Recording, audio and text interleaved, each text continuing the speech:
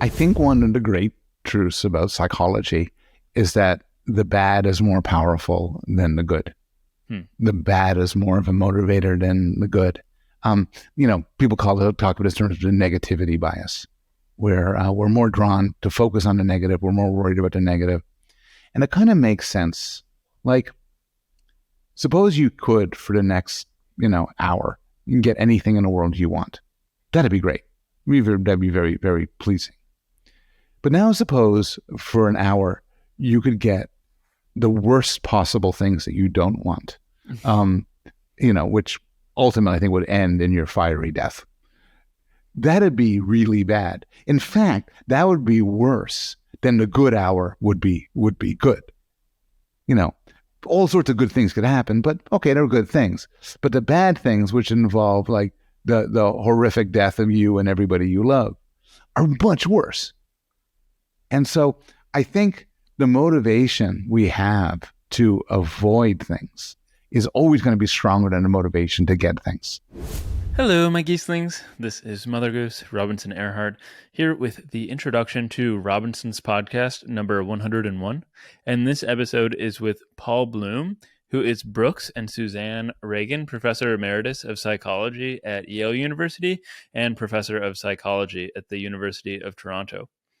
So I first came across Paul on his friend Sam Harris's podcast when I mistakenly and I'm pretty sure totally anachronistically conflated him with Harold Bloom and was amazed that the literary critic whose work I had so profited from in reading James Joyce was also a renowned psychologist. And of course, that wasn't actually Paul, though he's written so widely that I wouldn't be surprised to discover that he has a nice literary criticism career going on as well. But Paul works quite broadly, I think it's fair to say, in psychology. He studies how children and adults make sense of the world with a special focus on pleasure, morality, religion, fiction, and art. And Paul's first paper, his first published paper, was actually with Steven Pinker, who was the guest or my guest on the last episode of Robinson's podcast.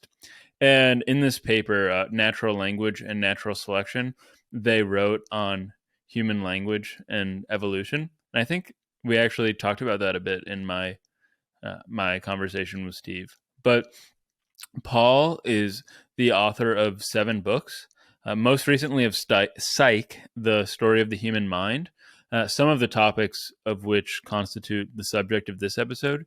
So more particularly, Paul and I discuss Freud's legacy in contemporary psychology. And Freud is a figure that I'm very, very interested in, who is not in vogue at all in contemporary psychology. So that was really fun for me to get Paul's perspective on this. And then we also talk about mental illness, the roots of motivation, human rationality and irrationality, which incidentally I also think goes nicely with the topic of that last episode with Steve. And then we also go briefly into the work of Suzanne Carey, who was Paul's advisor and who recently retired from Harvard. And Paul also has recently been producing a truly fantastic and, for me, really helpful podcast with his friend and colleague, David Pizarro. It's also called Psych, and it covers many of the topics in introductory courses to psychology. And as you can tell, it comes very, very highly recommended from me, as does the book Psych, which is super wide-ranging and informative. And there's a link to both the book and the podcast in the description, as well as to Paul's website, which is paulbloom.net, and to Paul's Twitter, and he's Paul Bloom at Yale.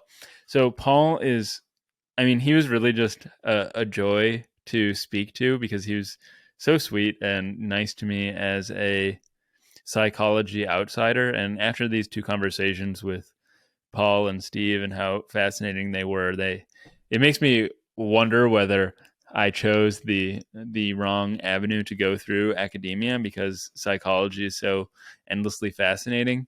But then I realized, part of the great thing about philosophy is that I can dip my fingers into all of the proverbial academic cookie jars. And so it's great that Paul, this is a funny thing to say, it was great that Paul was willing to let me stick my my fingers in his cookie jar. But okay, enough of that. I also have to mention that reviews, comments, likes, subscribes, these are endlessly appreciated.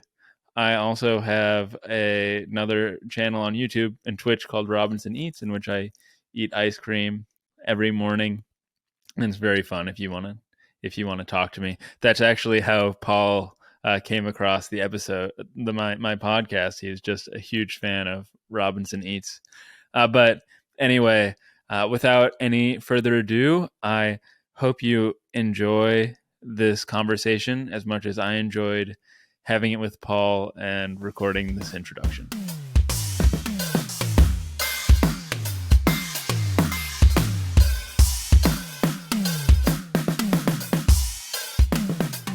Psych is your 7th book. You've written others on language and child development, on the psychology of pleasure, good and evil, suffering and meaning, compassion and rationality. But the subtitle of Psych is the story of the human mind. And as the title suggests, I mean, it really runs the gamut on topics in human psychology. And as I looked at the trajectory of these 6th and then the 7th book, I was wondering why it was this topic that you chose next to write about. Was it a matter of stitching together everything you've been thinking and writing about over the course of your career? You know, it's a good question. It was a pandemic book. Mm-hmm. And I had taught this, I had this online course, Introduction to Psychology, on Coursera, which I filmed to people at Yale. And it comes with transcripts of the lectures. And I thought, wouldn't it be a nice thing if I just put together these transcripts, make a short book called Introduction to Psychology? You know, people seem to like the course, get the word out, and it would take me a few months. So as you hear, this is the book, and the thickness is worth noting.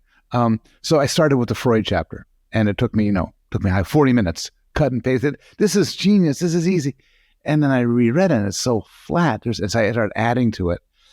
And then a month later, it was a lot bigger. And then I realized, and then I sort of fell into the idea of writing a fairly big book on all of psychology.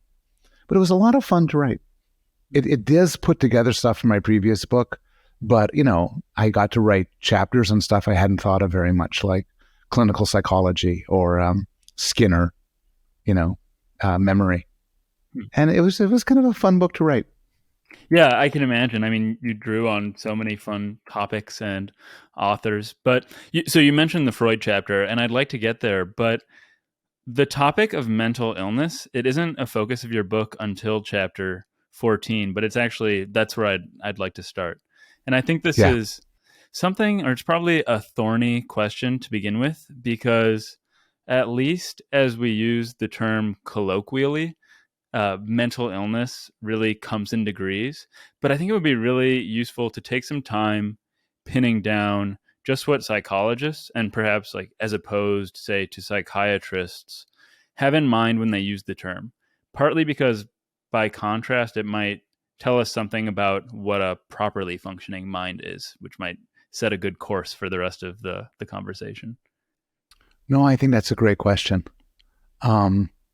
And in some ways, it's an interesting chapter for you to begin on, because it's a chapter I was least prepared to write. Huh. I'm not a clinical psychologist. I'm a research psychologist. I got my start studying language. I studied cognitive development. I studied morality.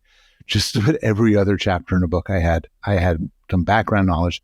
Clinical psychology was just, for me, just being an interested person and teaching intro psych and so on.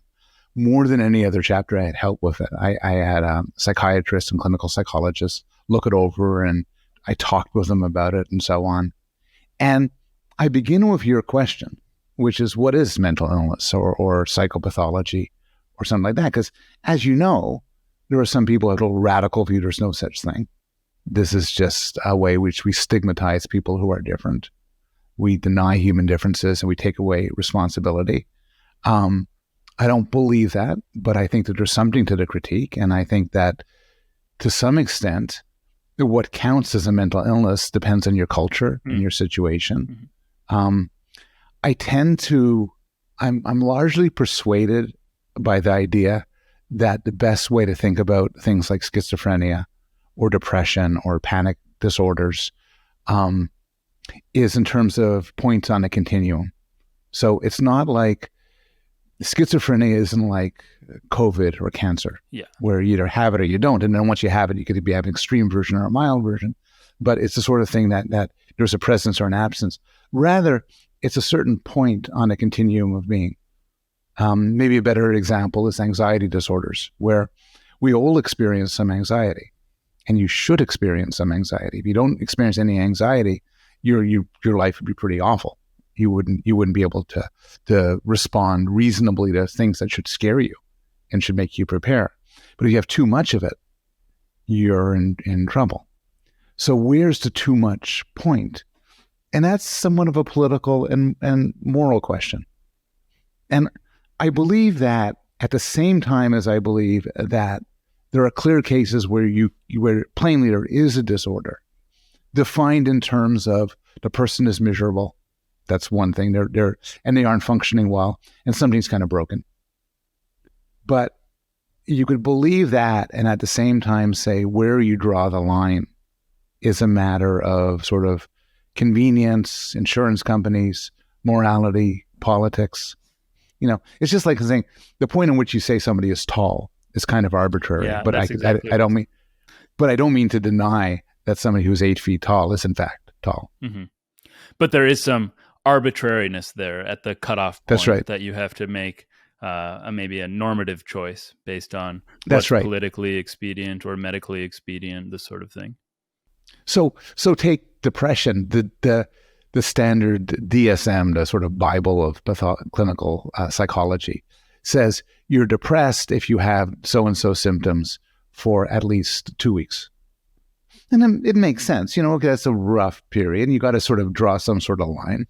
But nobody believes that, it's 14 days. If it could have just as well been 15 days or 13 days. Just 2 weeks is rough. And from the standpoint of insurance companies and the law, you might actually want to say someone's depressed or not depressed. But people are aware that these lines are somewhat arbitrary. Mm-hmm. And regarding depression, do you think it's useful to refer to depression just as this blanket mental illness when it's such a textureless term to begin with for what can be so many different underlying pathologies, or even perhaps no underlying pathology at all to speak of, but something more commonplace like extended grief, maybe? Yeah, it's a good question. Right now, psychologists are kind of do the best they can, but clinical psychology, more than other fields, is kind of at a primitive stage, and so there's actually been controversy over just the point you're making.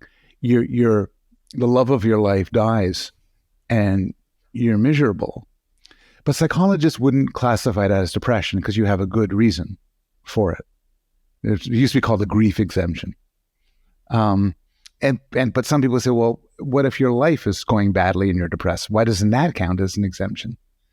It might turn out, just to build up that, when we get our science right, depression is going to turn out to be not one thing, but 3 different things. Mm-hmm. Just like we used to think diabetes was one thing, now we break it up into more than one thing. It might be that this sharp division we sometimes talk about between depression and anxiety disorders will turn to be blurred.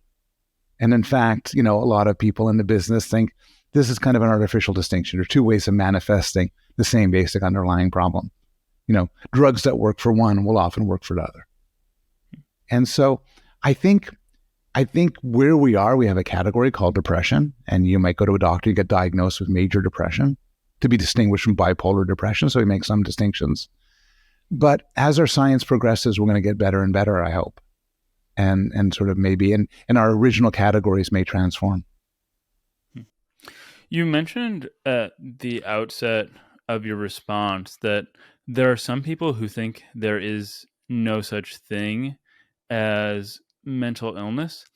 And this is, I guess, more of a normative question that won't really have its answer and experiment.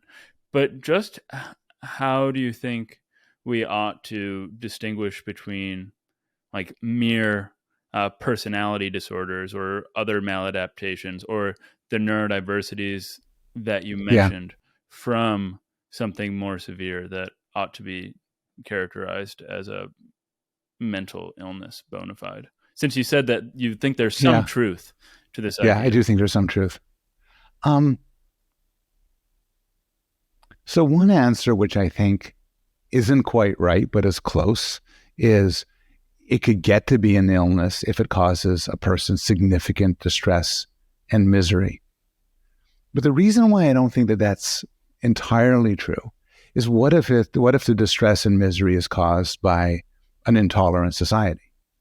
So suppose you're in a world where if you're gay, you suffer from extreme discrimination. So you're miserable. But you wouldn't want to say, therefore, being gay is a mental illness. You'd want to say, look, it's not a mental illness. Rather, people, are being terrible. Mm-hmm. And so just being miserable isn't enough. Maybe somebody shows some degree of being on the autistic spectrum and people treat the person terribly because of that. But in another society, they treat them well. And in the first society, they're miserable. In the second society, they're not. Again, you don't want to say it's an illness here and not an illness there. I think the real answer is going to come down to, and here where I'm really going to endorse the sort of medical model, that mental illnesses could be seen on analogy with physical illnesses as some sort of system not working properly, not working in a normative fashion. So if you have a social phobia so bad you can't leave your house and you can't talk to people, you're miserable. But you're not just miserable because of society's being cruel. You're miserable because something's wrong with you, because your normal social system isn't working too well. If you're hallucinating or having paranoid delusions, the normal belief fixation mechanisms in your brain just are not working well. If you are if you are suffering from obsessive compulsive disorder, bipolar depression, and so on, I think that the proper way to see this, and here I'm really going straight up medical, is that there's something in you which is broken, just like if you have pancreatic cancer or COVID. Does that make sense? It does make sense to me. And I'm wondering, I'm thinking about the first situation that you brought up with the gay person in the world that doesn't understand. Is this the sort of case where you rely as the psychologist on the skilled psychiatrist to determine on a case-by-case basis whether or not what is being dealt with is in fact a mental illness? No, I mean, psychiatrists are just doctors who have clinical training. Mm-hmm. I don't think they have any sort of special gifts. And I don't think my colleagues who are clinical psychologists have any particular gifts too. I mean, in some way, they may be the worst judges of them all because they're raised in some sort of tradition. Mm-hmm. Maybe you don't want a barber to tell you when you need to have your hair cut. Mm-hmm. It's just in that, and these people are sort of maybe overly eager to find mental illnesses. I think it's the question of what counts as an illness and what doesn't is in the end a sort of, in part, again, moral and political, but also sort of scientific based on theories of mental functioning. And there's real hard cases. To justify this kind of answer, you got to realize there are cases which aren't hard at all. If someone who's a paranoid schizophrenic and is, wailing away because they think there's voices in their heads and the CIA is tracking them through, invisible beams. And I must get like 3 or 4 emails a week from people with schizophrenia. And sadly, the emails so much look alike. They're always involved in they're being tortured, their minds are being influenced and so on. And those are clear cases. No reasonable person could look at that and say, oh, you're fine. It's just society. Plainly, these people are broken. And then, so you got the clear cases, The other cases are just more difficult to deal with. I'm curious now. Do people with schizophrenia email you so often because they conflate you with a psychiatrist who might be treating them? Is that what? I think there's two reasons. One reason is that I'm an emeritus professor at Yale, and so I'm on the Yale directory in the Yale psychology department. And sadly, a fair amount of delusions revolve around Yale. I'm being kidnapped by Yale. Make them stop. Oh, wow. The scientists are experimenting on me. It's again, and so that's one of it. Another one is that I've written popular books on psychology and teach this online course. So people think I'm a psychologist and of that sense. And so they contact me. So I also get a lot of people talking to me, asking me questions because they talk about, they're depressed or something like that. And my answer to them is always the same, which is I'm not a therapist. I'm not trained as a therapist, but you should see a therapist. I'm skeptical about the progress that clinical psychologists have made, but at the same time, I think the evidence is pretty abundant that therapy is better than no therapy. I'm just curious, before we move on, what it is that you're skeptical about regarding the progress that clinical psychologists have made.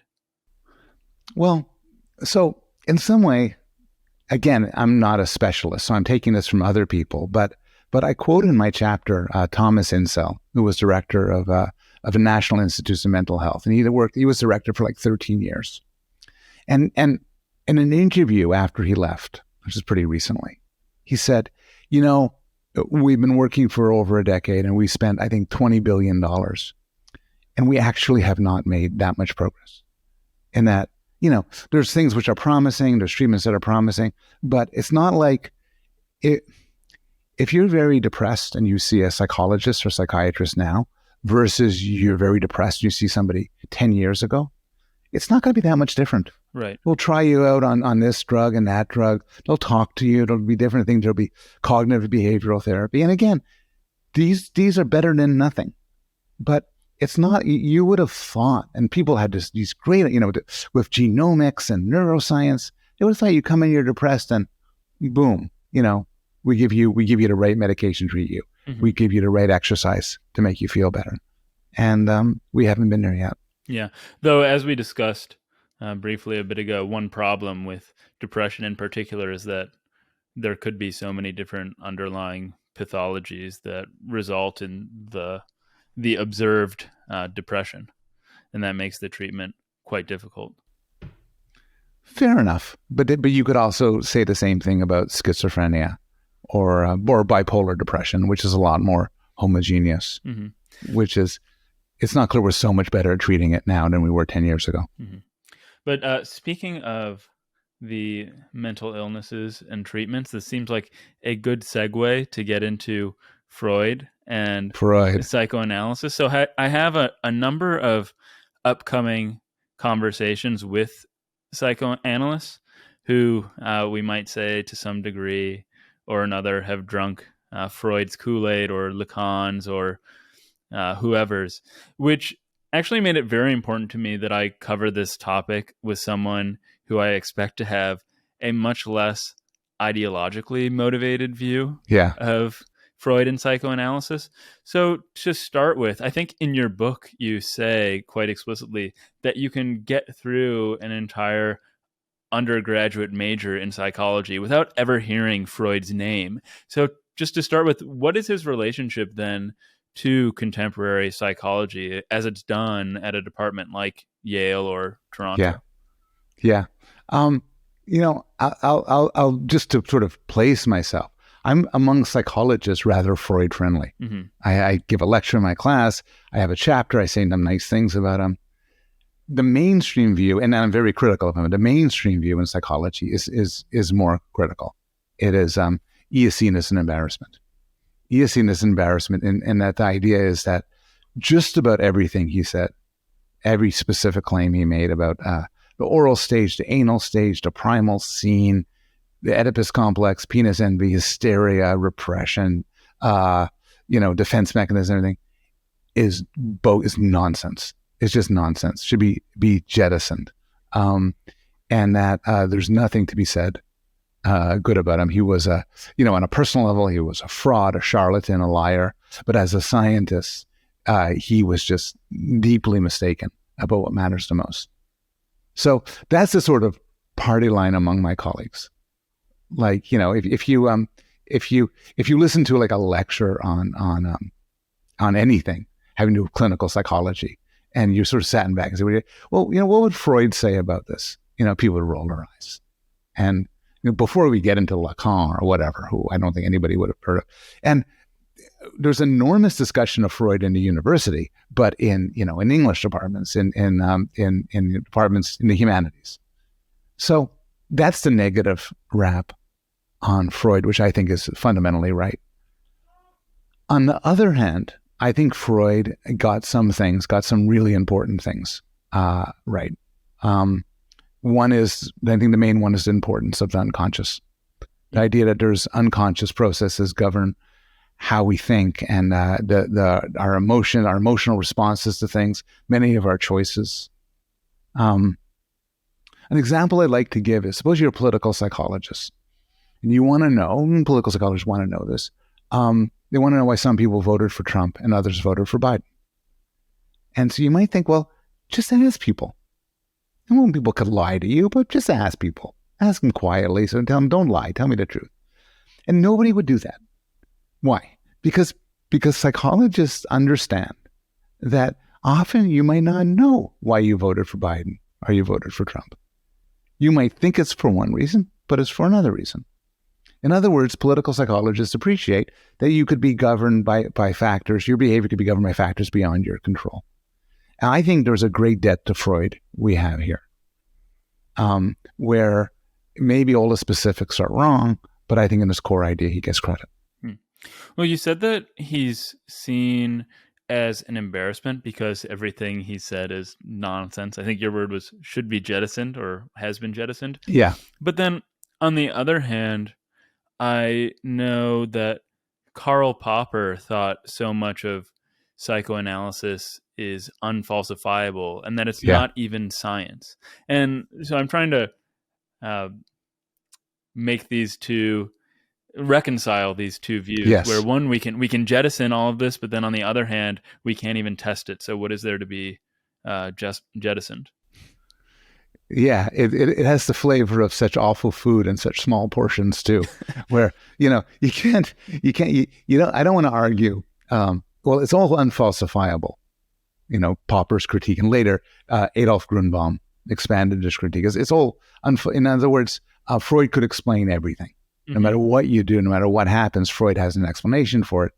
And kind of when you explain everything, you explain nothing. When your theory can account for anything, cannot be proven false, it's not science anymore. It's akin to astrology. That's one critique.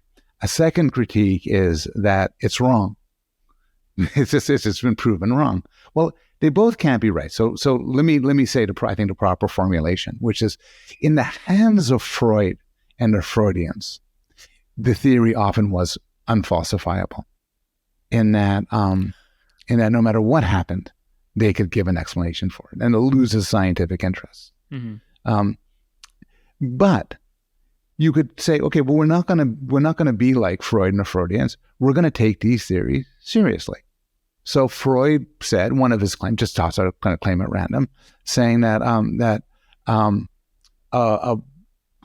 if you have problems with toilet training, you'll be fixated at the anal stage. And then as an adult, you'd be more prone to have an anal personality where you're, say, very, very picky and very precise and very neat. That's one of the claims. He said that, a boy who loses his father early in life will become homosexual because blah, blah, blah. I have a story about it.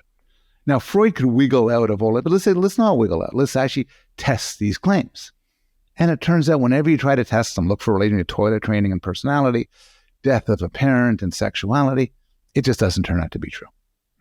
Is that a way of sort of threading the needle, getting to sort of complain about both of the things? That's quite helpful. I think that I heard this on your quite brilliant podcast with David Pizarro. I've listened to every episode so far. It really is great. But thank you. David gets so much of the credit. He's just a really sharp guy, and also he's just this natural well, it sounded like a backhanded insult on a natural podcaster, and that he's very sort of charming and easy to talk to. Yeah, But he's quite good. Parenthetically, I'll be reaching out to him soon. But I think it was on this podcast that you said you two were recounting a story in which, well, a few minutes ago you said that his theories were unfalsifiable in the hands of Freud and his disciples. And this story that you related in the podcast, I believe, was that Freud was having some exchange with one of these disciples, and the disciple disagreed with Freud's theory, and Freud's response was that it's just like he's attacking his father. He wants to kill his father or something, like, so he just sort of shifts the goalposts and changes the subject. yeah, it's a move which is almost dazzling in its rhetorical creativity, which is even contemporary Freudians and people of his school would often respond to criticisms by saying the critic is mentally ill. Mm-hmm. You know, and basically, I think one of the stories that Freud that David and I talked about was Freud had a dream, did this wonderful dream interpretation, and this woman dreamt about her that she was wearing this hat of a certain shape, and so Freud immediately analogized the hat to a penis, even though it didn't seem very penis shaped, and he goes on and tells this quite interesting and fascinating interpretation. But there's nothing in the world that could prove him wrong. In fact, if the woman protested and said, that's a terrible interpretation, that's total nonsense, any good Freudian would say, I've really touched a nerve here. I must be coming at the truth. So. Dreams are actually something that I wanted to touch on briefly. After I say this, you'll know that I've been making my round listening to all sorts of podcasts, but I was listening to Matthew Walker's of Berkeley's podcast on sleep, and he did a series on dreams, and I think, and this was a couple of months ago, so now I don't want to be dangerously misquoting him, but I think he said that Freud got a lot wrong, and he set psychology of dreams back a long way because his claims couldn't be falsified the way that he would interpret dreams. And I'm wondering what the relationship between Freud's theories on dreams is to contemporary psychology's theories on dreams, because you mentioned that contemporary psychology retains his views to some degree on the unconscious, and I think of the unconscious as playing a very big role in our dreams, at least trivially, because we're unconscious when we have them. Yeah. I mean, Freud's work in dream interpretation picked up from a long tradition that ran, long before Freud. People were interpreting dreams in different ways, and he turned it into a very rich enterprise. And, again, to give points to Freud, he's at times a brilliant, beautiful writer. If you sort of don't care about whether or not he gets it right, reading chunks of the interpretation of dreams could be like a joy.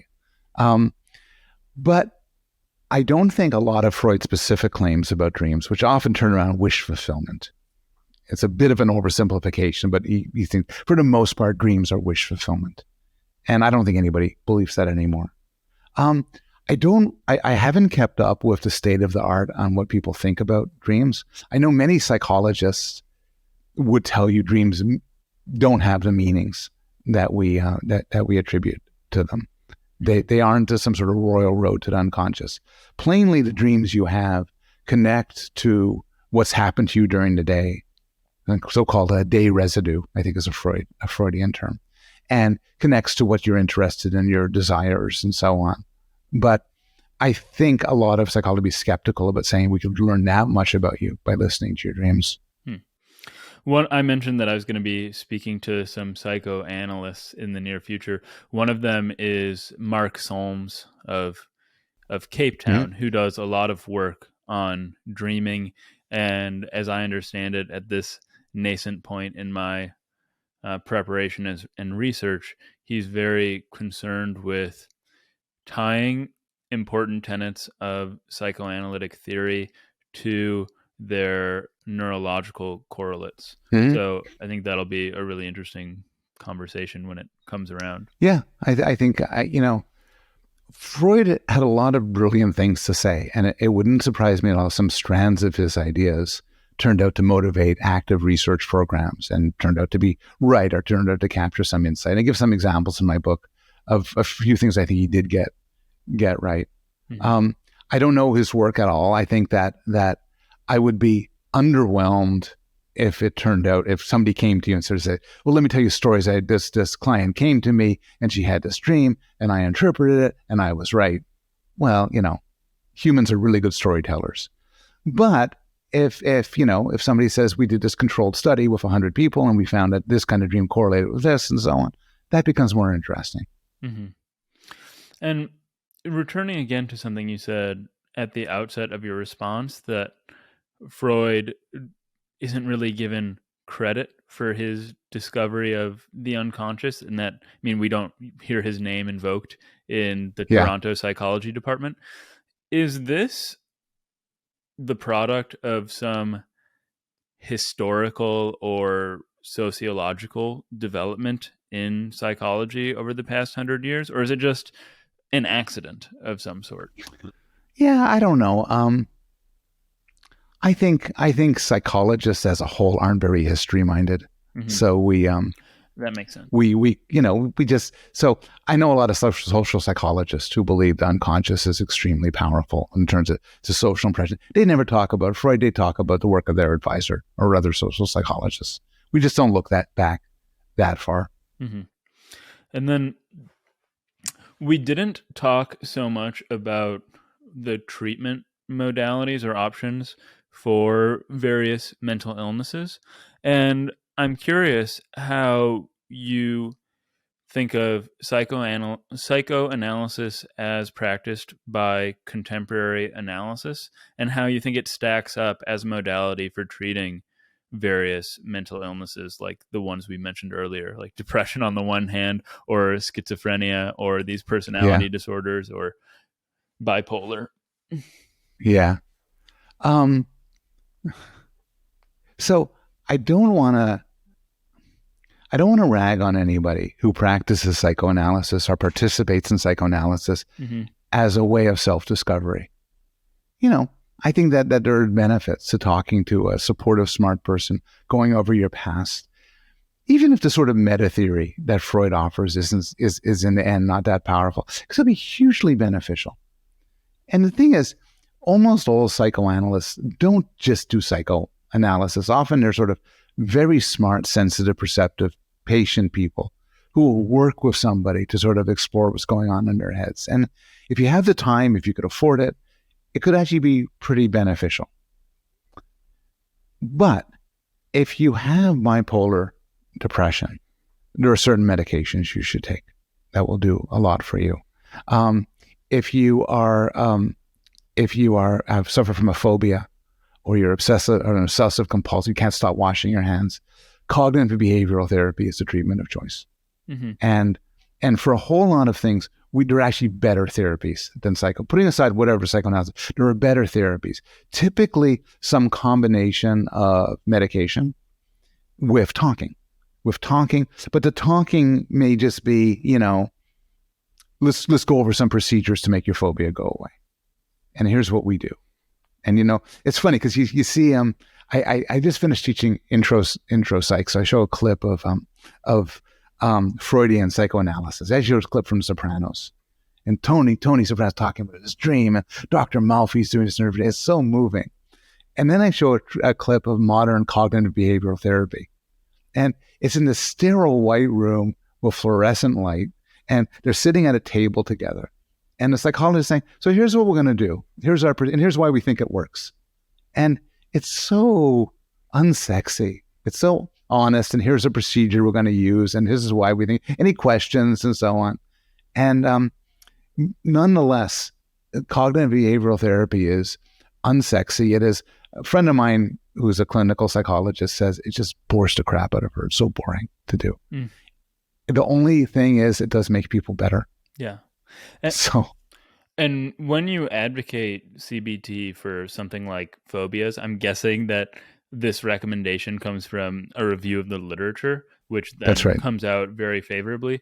And I'm wondering what sort of studies there are on psychoanalysis in this same vein that you're drawing on when you do not make this recommendation and you think that there are better treatments? Yeah, it's there's often sort of comparison treatments where they pit different treatments against one another. And it is harder to assess psychoanalysis, particularly traditional psychoanalysis, because like they might say that for the truly traditional stuff, you're going to come 4 times a week, lie on a sofa, and it's going to be a few years. And in some way, when somebody says that, they've immediately disqualified themselves. You don't want to spend 3 years because you're afraid you can't go to work because you're afraid that there's spiders in the parking lot. Right. It is, and psychoanalysts and psychodynamic theorists in general will stress this. It's kind of hard to fairly test their treatment, in part, and to be fair, and this is something maybe could have a compromised position. They will tell you we're not really in the business of curing phobias or curing bipolar depression. We're in the business of, turning mental illness into everyday misery. We're in the business of helping people learn about themselves and learn how to get tied up in knots and learn how to think better and have a better picture of themselves. So they don't have the sort of sharp treatment goals that insurance companies love and scientists like to test for. I could tell when your phobia goes away. You say, I'm not afraid of spiders anymore. I can't really tell whether you have insight into your mental processes or you're living sort of the best life you can. Well, this point about the duration of treatment is very well taken, but I can still imagine that, just playing, I guess, devil's advocate for the psychoanalyst, that there might be some sort of promise, that psychoanalysis might have some sort of promise for quote unquote rewiring the brain. And that money aside, there might be some utility in conjunctive treatment of a medication on the one hand, and then psychoanalysis on the other, so that over time, perhaps you don't need to take that medication anymore. But then, of course, you still run into those same problems with testing. And especially there are huge monetary hurdles to running a sizable test, etc. Yeah. Also, just to be fair, a lot of people who do psychoanalysis tend to be psychiatrists. Mm-hmm. And psychiatrists are actually able to prescribe medication. And so sometimes psychoanalysis isn't necessarily incompatible with medication. You may go to a shrink who gives you, Prozac or some modern variant of it, and also, spends a lot of time talking to you about your mother. Mm-hmm. Maybe one response is the way you're framing it is totally. I'll respond. You can respond back, but there is a sort of a burden of proof thing, which is you ask me reasonably enough, where are the studies that show that psychoanalysis doesn't, after the long procedure and everything, doesn't yield positive results? And I think those are difficult to find because of the amorphousness of what a success counts for. But shouldn't it be more? We should look towards them and say, where's your evidence that you work? Because if not, you're wasting a lot of people's time and money.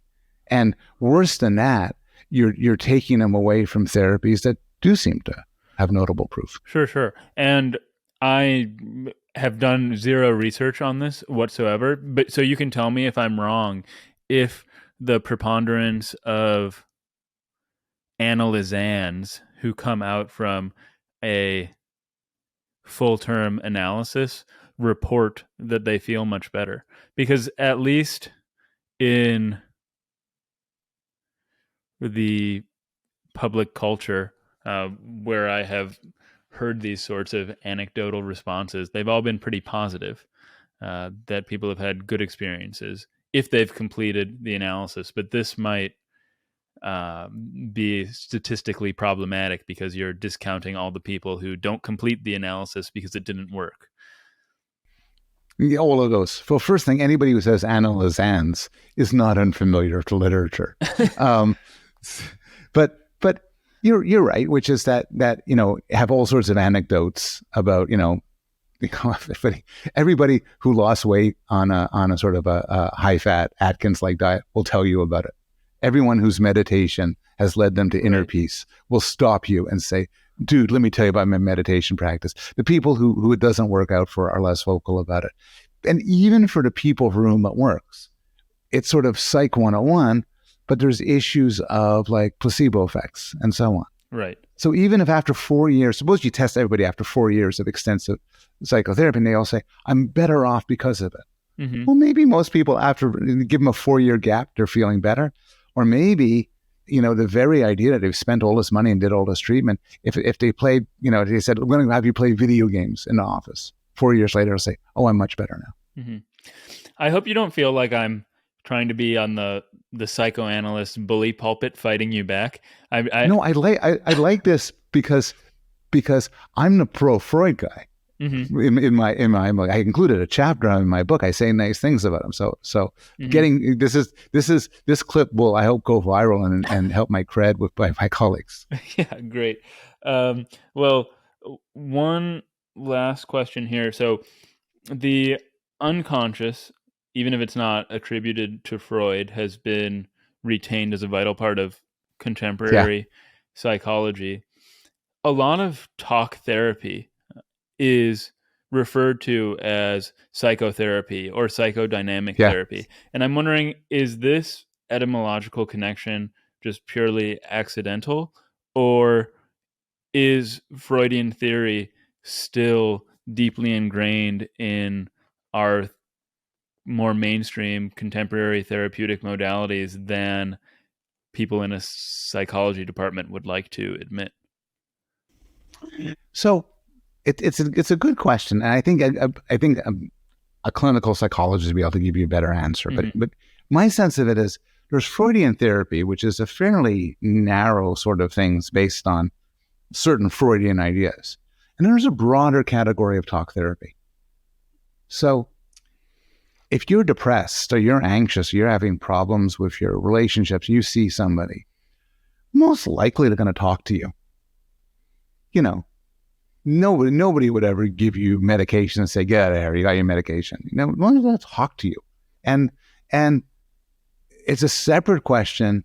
So there's all these sort of treatments for depression, the cognitive side of CBT, the cognitive side of cognitive behavioral therapy, which involve, listening sensitively to you and asking you questions, getting you to think about your life in a more reasonable way, maybe trying to combat some of the sort of negative thinking that people with depression are prone to. So a standard dialogue, and this isn't Freudian at all, but this talk therapy is you come in and say, I failed this exam, my life is over, I'm a failure. And then the psychologist goes, well, so what's the worst thing that could happen if you fail your exam? Well, they'll kick me out of school. And what's the worst thing that could happen for that? And through directed questioning, you kind of get the person to try to think more realistically about things. There's a view, there's sort of, again, we're getting again with the sort of falsifiability contradictions. For certain problems like phobias and so on, there are treatments that work. But there's also what psychologists call a dodo bird effect, which is often therapy in general works regardless of what school is motivated from. Part of this is because therapists in the real world tend to be eclectic.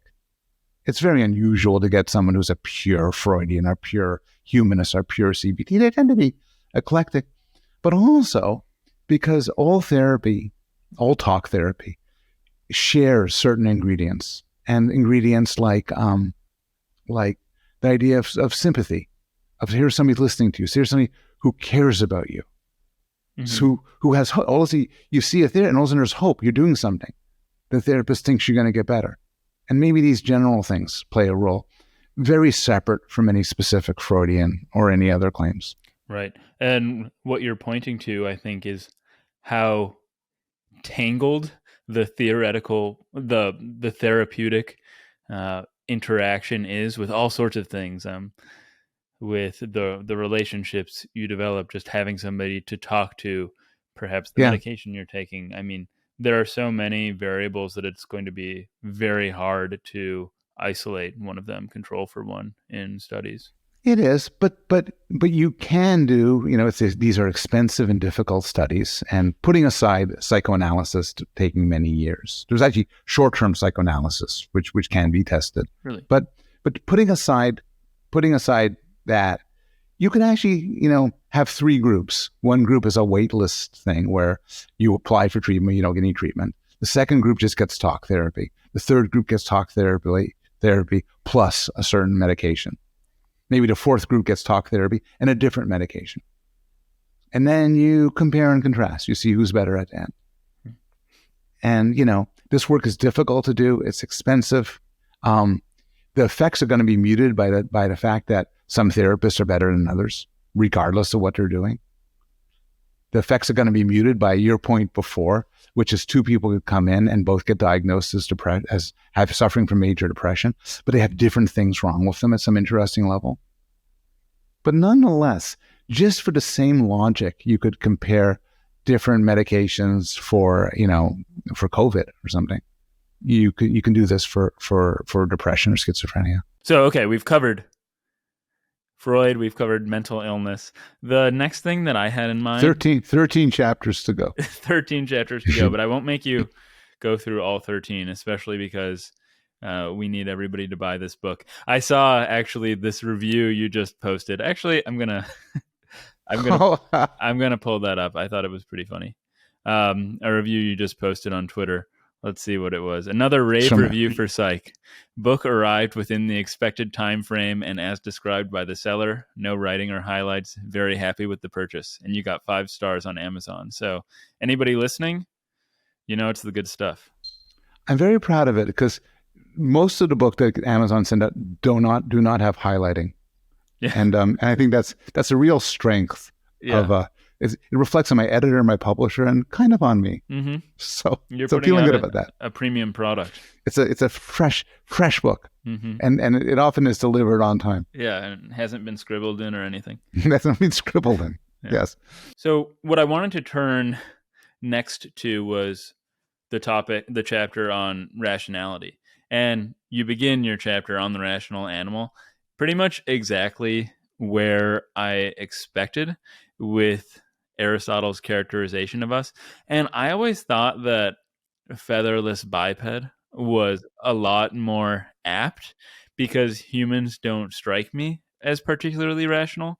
And I think that this is something Freud, going back to Freud for a moment, he quite nicely exposed in the sense that we have hidden underlying processes, contradictory beliefs, unanalyzed impulses that, they ultimately manifest themselves in our thinking and actions. But this is a big open question. Yeah. But before we talk about some of our deficiencies, our particular deficiencies, in what senses do you think we ought to be thought of as rational animals in like the positive sense? Well, so a lot depends on what you mean by rationality, but we define rationality as the capacity to act in ways that satisfy one's goals based on sort of logic and knowledge. And I think the qualification is important because I don't think you could extend rationality to questions of sort of ultimate goals. If it's raining outside and you don't want to get wet, then you should bring an umbrella. And if you don't want to get wet, you don't bring an umbrella, and there's an umbrella sitting there, you're not being very reasonable. Hey, dummy, you should have picked up an umbrella. But if you like getting wet, then not bringing an umbrella is perfectly rational. To take an example that's more real, and that sort of connects to some debates about rationality and irrationality, if your goal is to get things right, then you shouldn't be subject to partisan polls. You shouldn't care about what other people who are popular think. You should seek out the data and unbiased, use logic, use reason, and so on.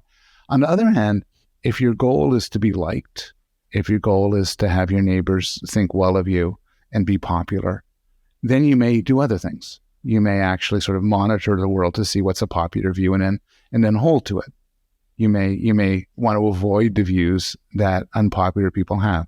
and so on. So by that notion of rationality, I think humans are not always rational. And I spent a good part of the chapter talking about the very famous research program by Kahneman and Tversky, showing our sort of glitches and where we go wrong. But I think humans are extraordinarily rational. You and I got in touch with email some time ago. We made plans to talk. And here we are. We put a schedule in, we set it up, we set up time. We've got our computers, which we are capable of operating. And here we are, and we're talking. And there's nothing, and artificial intelligence is a million miles away from doing a degree of planning like that. And yet we could do it. Now, what could have happened was I could have forgot, you could have forgot. I could have gotten drunk for this. I could have failed to turn on my computer properly. There's a million ways I could have messed up, and sometimes we do mess up. But we get things right so much of the time in an extraordinary way. And I think this is a testament to powers of rationality. Correct me if I misremember your words, but I think you said that at the outset that you think of rationality loosely as the capacity to satisfy one's goals based on logic and knowledge. And I'm wondering then why obviously like my cat or my dog couldn't like set the computer up and get on this podcast, but I think dogs have some rudimentary understanding of logic and some rudimentary knowledge. I mean, my dog probably couldn't do this, but my cat might be able to get into a cabinet to get food. And I'm not going to say that my cat is a rational animal, but where do you divide the line? Or is this maybe like schizophrenia? It's somewhere there's a vagueness in rationality. Actually, I never thought of it that way, but I think under that definition of rationality, I'm quite willing to grant animals, rational. Oh, really? Behavior. Yeah. Okay. I don't think I probably do quote Aristotle. Yeah. But you're disputing that the rational animal really picks us out as the king of the creatures. Yeah. Now, we're capable of feats of rationality. Like, we can think, we look at the moon and say, hey, be good to be walking on there. And then, a few thousand years later, there we are, we're walking on the moon. And that's just I think that's an enormous feat of rationality. We have science, which is collective rationality at an extraordinary degree. But I think cats have their own sort of feline rationality. You can imagine comparing two cats. One cat who successfully stalks animals and pesters you for food and so on, and another cat that's just confused and doesn't really do anything properly. Mm-hmm. And I think the first cat would be more rational than the second. Mm-hmm. Well, I'm much more simpatico to your view of rationality now that we include animals, not because of how much I love my animals, but because the moniker rational animal in me has always had this connotation that humans are always rational. And that just to me, I mean, I don't think anybody would have suggested that, but I found the name off-putting for that reason. Yeah. I think that's fair enough. Mm-hmm. I think there's all sorts of reasons why we are not always rational. And some of these reasons, though, in some way, in some sort of paradoxical way, reflect our rational natures. Yes, so we're often irrational in cases where we respond in what would have been a rational way in the environment in which we evolved. Right. I think another reason, though, a way in which they're rational is that some of these flaws, or I mean, I'm begging the question by calling them flaws. I don't mean to call them flaws. Some of these corner-cutting operations that might sidestep full rationality are rational in the sense that they might work out most of the time. Maybe that's what you mean by having this evolutionary origin. But what's key in the route that I'm going is that they save us on computational power. That's right. I don't mean to be presupposing some computational model of the mind there. I mean it. No, you could do that. Okay. I'm good. I'm cool with that. Okay. It's a line I think Gerd Gigerenzer has made, which is a lot of things are seemingly irrational, but they fail to take into account that we have limited resources and limited computational power, and sometimes there's sort of quick and dirty hacks that are useful, and sometimes lead us into error. Right. So one of Kahneman Tversky's famous examples is the availability bias, which is I ask you how frequent something is, and you answer by how quickly examples of it come to mind, and that could easily lead you into mistakes. So people overestimate, terrorist attacks and plane crashes, and underestimate more mundane things like heart attacks and strokes, because when there's a terrorist attack, it's extremely salient, so it's easy to think about it. And so those are mistakes, and maybe rational in sort of the immediate sense, irrational in the immediate sense. But it's not a bad way to do things. It's not a bad rough and ready trick. We don't have Excel sheets in front of us all the time. We don't have the data in front of us all the time. So this isn't a bad way of judging how frequent something is. Mm-hmm. This is not a good analogy. There's a lot missing, but we can easily imagine an evolutionary history in which the eye was able to see maybe not electrons, but something significantly larger. We could see our tables and laptops with much, much more detail, but the dramatic rise in brain power that would require would make it completely not worth it. But we see just the amount of detail necessary, even if there are some key features that are missing. That's right. It comes down to literature on satisficing, where unsatisficing. Is that the right term of sort of making do with what you have under sort of limited constraints? I like that word. It has a real nice sound to it. I've just never heard it before. That's all. Well, okay, I'll lay upon you just because I'll show you I'm a real psychologist. Thank you. Some pop psychology, which may be nonsense. That I'll add two types of people. Analyzans in my analyzans, right? You get them both in one sentence. There's not a party in the world where they wouldn't welcome you. Mm-hmm. So often you could distinguish between maximizers and satisficers. I confess that I am a satisficer. That I'll just look at a menu and say, I'll that. And I'm married to a maximizer who will look at everything and judge, the options and so on. And so, and I mentioned this in my book. There's sort of a constant tension, but the truth is we're all satisficers to some extent. I'm sure if you spend 4 hours staring at a menu, you'll make a better choice than if you just spent 5 minutes, but nobody would ever want to eat with you and you'd be miserable. And that's sort of that's just an analogy for life in general, which is we have to make quick decisions based on limited information. And even in cases where we would do better by thinking about it more and absorbing more information, we have to be mindful of the fact that there's a cost in doing that. Mm-hmm. Speaking of this, I hadn't been thinking about it beforehand, but have you looked at any of the literature at all on decision fatigue?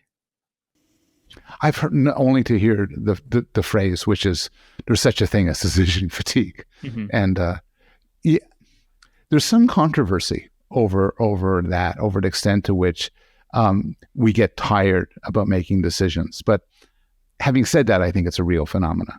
Mm-hmm.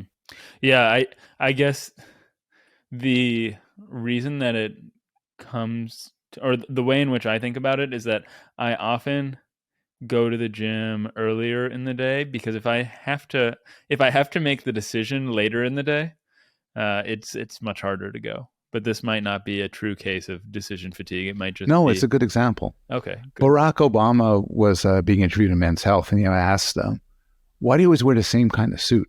And he said, because I have to make so many decisions each day, so I try to cut down the amount of unnecessary decisions. So I don't want to have to decide what to wear. I just wear this suit. Mm-hmm. And it is kind of a life hack thing where people are advised cut down the number of decisions you make, because each decision you make takes a little bit out of you. And again, I think that's common sense wisdom, and it seems so intuitive, it's hard to believe it's false. but I know there's some controversy over the extent to which we actually get tired when we make decisions. Well, another maybe I don't know if you want to classify this as a cognitive flaw, but it didn't actually come up in the book. I have in mind the sunk cost fallacy. Oh yeah. And I know this is big in the economics literature. Yeah. I don't know how big it is in the psychology literature, No. though those things dovetail Yeah. quite a bit. But are you familiar with much of the literature on that topic? Just to know there's such a thing as a sunk cost fallacy. Okay. I think the classic example is, something about going to buy a movie ticket. Yeah. And you have money in your pocket, and you find you lost the money, and you don't want to buy another ticket. But if the ticket had cost double the amount, you would have happily bought it. Is that a good example? Yeah, that's a good example. I mean, so when I discovered the sunk cost fallacy, it like had a big impact on my life in a number of ways. I mean, one thing is I used to be the sort of person that when I start a book, I always finish it because I have it, I've purchased it, I feel like I am obligated to do so. But now, I mean, if I start a book and I get 20 pages, I mean, that's just an arbitrary number, but I don't continue just because I paid for it. Yeah, that's smart. It's smart. The sunk cost fallacy is thinking it's a good argument to say, I got to finish it because I spent all this money on it. And that's not a very reasonable way to proceed. Mm-hmm. Well, another of the fallacy, I don't know if you want to call them fallacies, but that's in the book is base rate neglect. Yeah. What is this one? It's when, again, this is mostly from Kahneman and Tversky, and it's the fact that when we have to sort of do probabilistic judgments, like is this person a farmer or a musician? Well, actually, to stick with that, it's a nice illustration. A nice illustration of the base rate fallacy is you tell somebody there's somebody and he's very cultured. And he loves going to museums, but he particularly loves music. And he has a very expensive music equipment at home. And he reads biographies of famous musicians. What do you think he's most likely to be? A musician in a symphony orchestra or a farmer?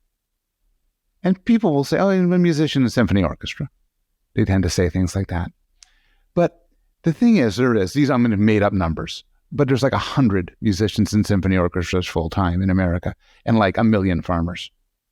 So these base rates, the probability, not knowing anything of what this sample you're picking out is likely to be, means he's almost certainly a farmer. Mm-hmm. And but we tend not to focus that much on base rates. I mean, another example is, your neighbor. Imagine your neighbor is reclusive, but he has a large collection of guns and da-da-da-da-da. And he shows all the signs of being a serial killer.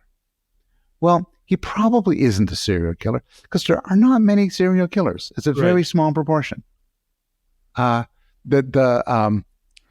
base rate, the illustration of avoiding base rate fallacy comes from doctors, which is when you hear hoofbeats, think of horses, not zebras. Right. And if you're just as likely to say it's a zebra as a horse, you're ignoring base rates. There's a lot more horses. Mm-hmm. I'm assuming there is actually from this analogy. I don't know anything about horses and zebras, but let's assume. Yeah, the way that this actually, now that you spell it out, the way that this comes up in my life all the time, and I'm sure pretty much everybody's lives to the extent that we're social, is we're constantly thinking that other people are thinking about us. Yes. When in fact, they're probably not, when you think about all the other things that they in fact have going on in their minds. It might be difficult to translate this to the base rate fallacy, but I think there's something very I like that. It's clever. I mean, that stumbles onto another thing, this time from social psychology, which is the spotlight effect. And the spotlight effect's very cool. The spotlight effect is the tendency we have to think that everybody notices us, and that we're in the focus of everybody's attention. So there's some really nice studies by Tom Gilovich. What they did was they got people to wear T-shirts. And sometimes the T-shirts were somebody cool, like Jerry Seinfeld. Experiment was done a while ago. Yeah. Or somebody uncool, like Barry Manilow. And then you walk through a room of people. And then they ask you, how many people noticed your T-shirt? And people say, they all noticed it. They were all talking about it. But then you ask the people, and they never noticed. Study after study finds we overestimate how people are focused, the extent to which people are focused on us. And the reason for it is pretty clear. I'm focused on myself all the time. Yeah. So I just assume everyone else is, failing to realize that they're focused on themselves. So they're thinking, I bet everybody's noticing me. I like the spotlight effect. I like knowing about the spotlight effect because, you talked about the sunk cost fallacy, appreciating it as a fallacy, changing your life. Learning about a spotlight effect kind of helped me realize that when I do something embarrassing or screw up, people don't care as much as I worry that they do. Right. And I mean, this T-shirt example goes back to my own life and your life, I'm sure as well. But in high school, I would get like cool new clothes or something and be terrified to wear it because I thought everybody would make fun of me. But as I've gotten older and I buy cool new clothes, I'm not as worried about that. And on the plus side, not many people, as you would hope, would think, man, you're looking sexy today. Yeah. They're worried about their own clothes. Yes, that's very true. But what this makes me wonder is, did you find yourself, I mean, this is more of a meta question abstracted from our conversation, but did you get involved or become attracted to studying psychology as a career path because of all these myriad ways in which it informed you about who you were and your own experiences and allowed you to analyze them in another level of depth? No, I don't think so. I mean, what was it? The film? I think we all have these narratives about why we do what we do.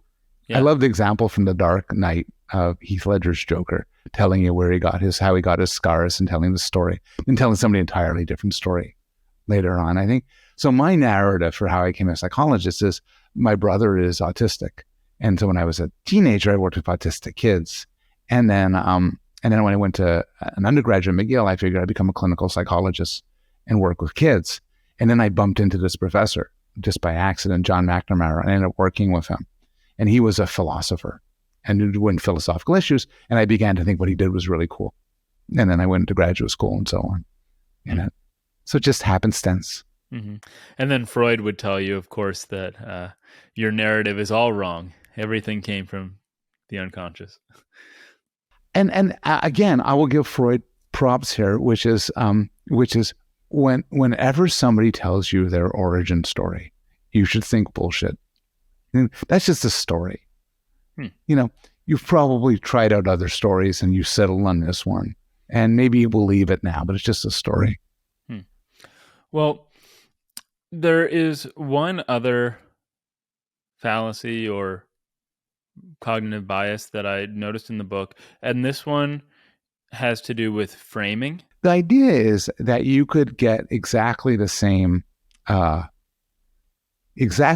question posed to you, but how it's posed affects your impression of it. How the options are framed. So imagine advertising a condom that is promised to be 99% efficient versus a condom that fails 1% of the time. It's pretty clear which way you're going to go with. Mm-hmm. And some places will argue that this product is 95% fat free, as opposed to 5% fat. And there's a million cases like that. Kahneman and Tversky did some really interesting studies where they give people medical decisions to make. And then these real two options, but one option is framed in terms of number of lives it would save. So out of 600 people, we know it will save 400 people, but not the rest. The other one is pretty much the same option, but it's that out of 600 people, 200 people are going to die. Not more than 200, but 200 people are going to die. It makes a huge difference for how people do it. I interviewed your Princeton colleague, Tanya Lombroso, a while back, all about explanations, and it was Yeah, really Tanya's phenomenal. incredible. Yeah, and so many... I mean, the way that we perceive explanations in so many cases depends on the way that they're framed. One thing that has stuck with me that I found pretty funny is if you throw jargon into an explanation, even if it's non-functional, we will perceive it as a much better explanation or much more satisfying. There's all sorts of real world examples. One example I really liked and really struck me was from a study where they say there's a custody hearing and you're the judge. So parent A is average in every respect. Parent B has some really good points that make them a really good parent, but also some bad points. So, a good point might be exceptionally loving and caring to her children. A bad point might travels a lot. So in one condition, they ask people, who would you give custody to? And people say parent B, because the good points are salient. And then the other group of people, they said, who would you deny custody to? And people say parent B, because of the bad points. Now, they can't both be right. They're just inverse questions. So the answer should be, proportionally adding up to 100%, but they aren't. The framing matters a lot.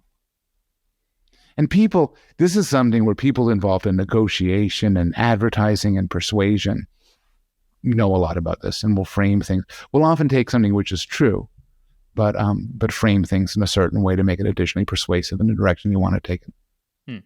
And I don't know, maybe Tversky and Kahneman averred their own hypothesis as to why we would have this sort of framing bias, but what sort of, are you willing to speculate on, in this one in particular, what sort of heuristic process it's filling in for? Yeah, I think some of the biases we talk about reflect sort of adaptive mechanisms that sometimes go awry. I think the framing effects are a little bit different. I think the framing effects just capture aspects of language comprehension and sort of concept activation. So if I talk about failure, 1% failure, you're now thinking, oh, well, now my mind is thinking about failure as opposed to 99% success. I'm thinking about success. Mm-hmm. So I don't think it has a sort of nice story as other things. I think it just takes advantage of facts about our general psychologies. Mm-hmm. One simple, boring example of a framing effect is often the order in which information is conveyed is important. Under some circumstances, for instance, you want to save, if there's something you want the person to focus on, save it for last. Mm-hmm. And that's a framing effect. And it's not very interesting. It just has to do with language comprehension. Mm-hmm. I think in the book you mentioned that there's a very long Wikipedia article on cognitive biases. And obviously you couldn't fit them all into the book, or else it would be significantly longer than it already is, and then you already anticipated at the outset. But are there any others that we haven't talked about that you find particularly fascinating or amusing? I guess the general one is that I think matters a lot. It comes under different names, but it's the my side bias. The my and side. It's a natural bias to interpret information and to focus on things in ways that benefit you and yours. So Julia Galef actually has a better way of talking about it. She calls it the soldier mindset, where you have an idea and you want to defeat other arguments. You want to conquer and you want to do it, as opposed to what she recommends, which is the scout mindset, which is more of a neutral way of looking at things. And there's all sorts of examples of it. Here's one which I like. You ask people, you say this to people, somebody sues you for something, and the suit is unsuccessful. Should they have to pay your legal costs? And people say, yeah, that just makes sense. Then you ask a bunch of other people, suppose you sue somebody and the suit's unsuccessful. should you have to pay their legal costs? And people say, no. That's the same question. The general principle is the same. X sues Y, should X fail, should X pay legal costs? But if it's framed in your side or another side, the perception changes accordingly. And there's a million examples of that from politics. So a classic study, actually by Jeffrey Cohen at Stanford University, a long time ago, he gave people, I said, what do you think of this welfare policy? And described a certain welfare policy. And he had two versions. One is, by American standards, extremely generous. Another one is, by American standards, extremely stingy. He told people either this is from the Democrats or this is from the Republicans. It turns out that the policy itself had very little influence on what people thought about it. If people are Democrat and it's from the Democrats, they think it's a great policy. If they're Democrat and they think it's Republicans, they think it's a terrible policy, and so on. If we from all the political parties, all the permutations, we tend very much to think our side is right, and I think that's a very persuasive bias, particularly in the political realm. Oh, yeah. I mean, so much of our political stagnation clearly results from this phenomenon. And it's an example, a crucial example, where our irrationality trumps our, no pun intended, trumps our rationality, and much to our detriment, not just as individuals, but as a civilization or collection of them. So I think that's exactly right. From a certain mode of rationality, I think it makes the world worse. It makes the world worse where you apply different standards for your person you like than person you don't like. It leads to polarization. It leads to stupidity and so on. But let me try this out. I think at a local level, it actually is fairly rational. That's what I was thinking. And because basically, we're both liberals, so we go to a party of liberals and everything, and all of a sudden somebody says something about Trump, and everybody says, "Oh, Trump's terrible. That's a terrible thing," and you say, "No, actually, by the standards I would normally neutrally apply, that Trump is not to be blamed for that." Well, maybe you got it right. We don't like you anymore. Mm-hmm. We're all conservatives, and we're talking about Biden, and everybody else says Biden's just really old and senile. You say, no, actually, I've done isn't that old and senile, and nobody likes you anymore. And so the question that we have to ask is, what do you want? If you want to find the truth, or if you're interested in the world working, America working, and so on, the my side bias is a disaster. But if you want to be loved by your side, the my side bias is just the thing. Mm-hmm.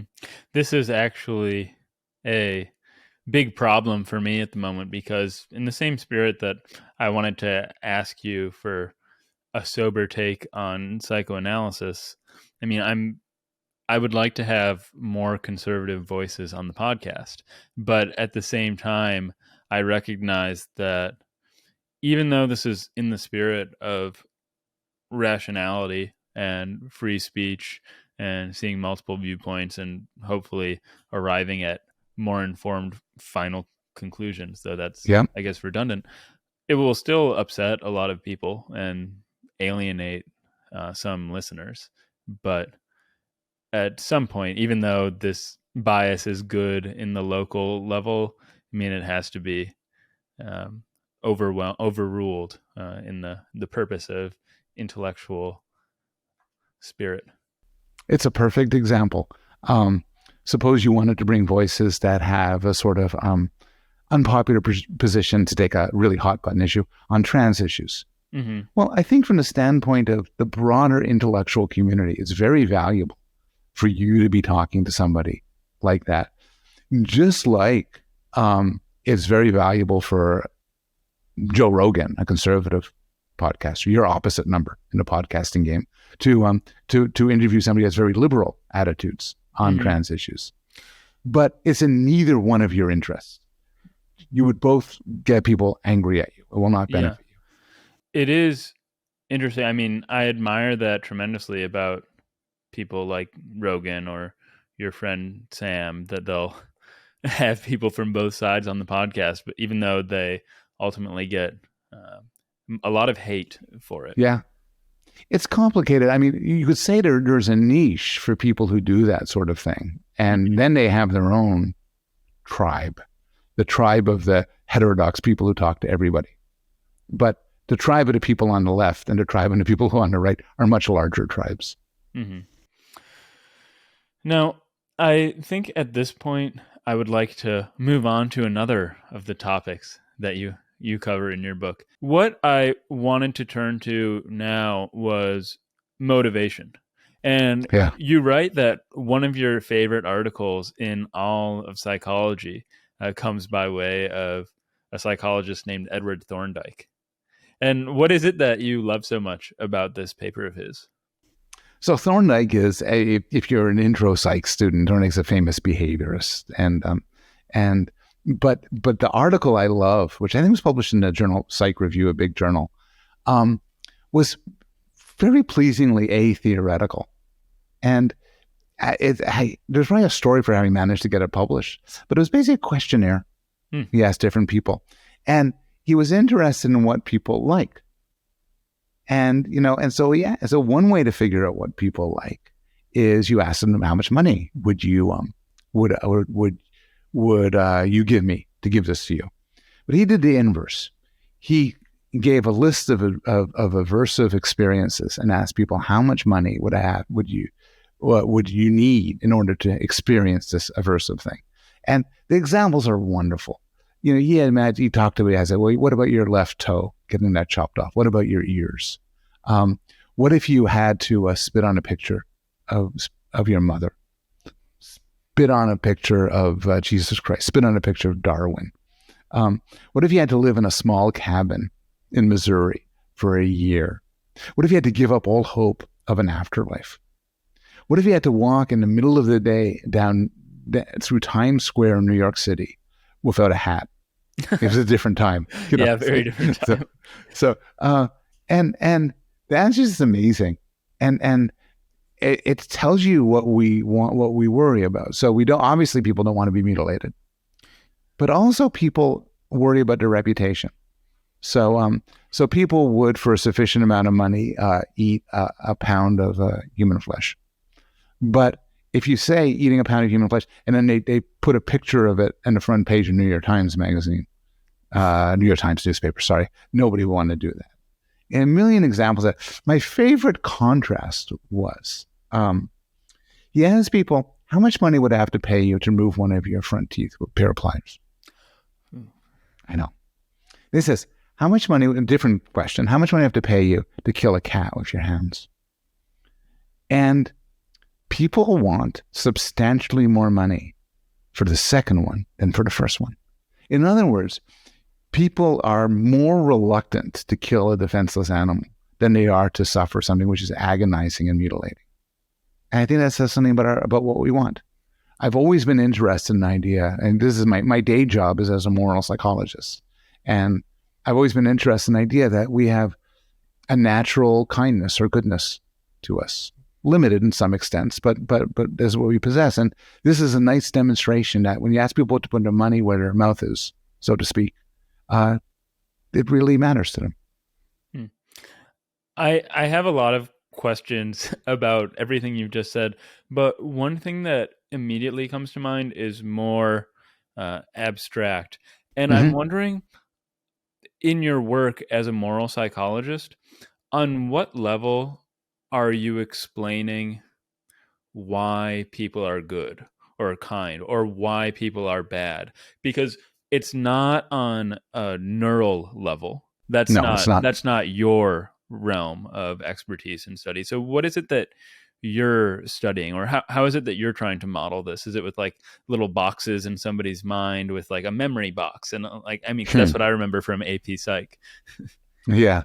I'm interested in two levels which intersect, but they aren't the same. One is evolutionary. So what have we evolved to care about?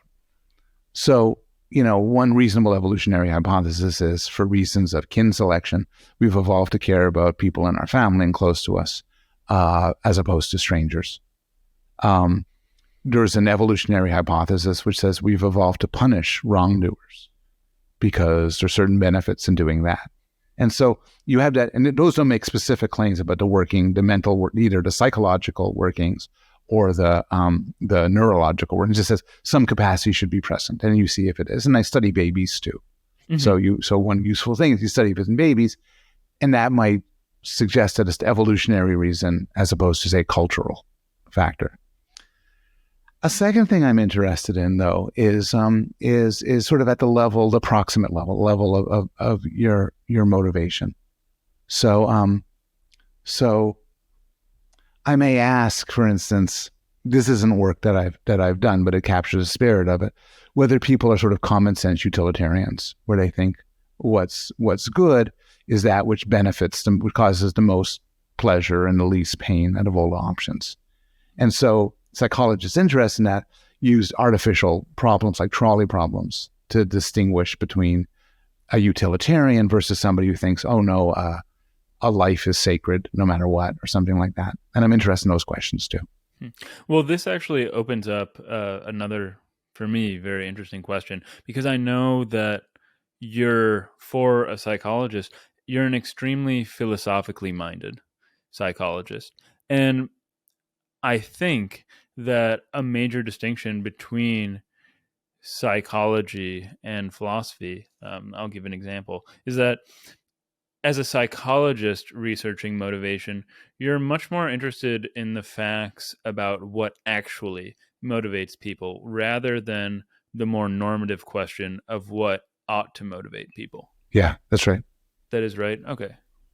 I think I totally agree, which is there's two very different types of questions: a normative question, how should we act, and then a descriptive question of how do we act. Mm-hmm.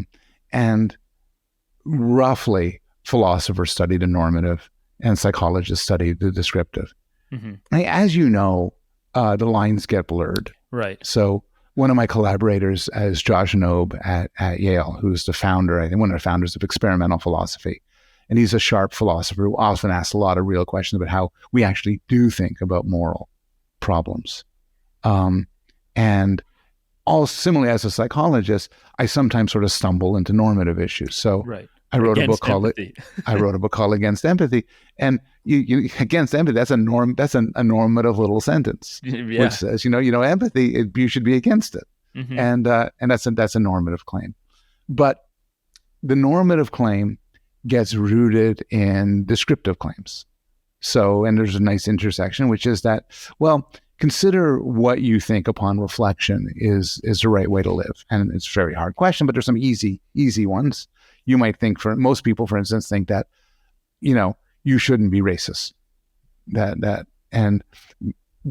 it turns out as descriptive fact, as I argue, that empathy is racist. It leads us to think that the racist decision is right. That's an argument against empathy. So the normative and descriptive tend to blend together. I mean, you're a philosopher. Does that make sense to you? No, it definitely makes sense to me. But returning now to some non-philosophical questions, particularly regarding cutting off one's own ear, I saw that I guess Van Gogh did it for free. Now that I think about it, yes. But yes. I saw that in Thorndike's paper, unless I misread, that people were not willing to take any money to cut off their own ear. So for a lot of things, one of the options is there's not enough money in the world. Yeah. And that surprised me. I would cut off my own ear, I think, for not a lot of money. I don't know what I would, maybe like $2 million.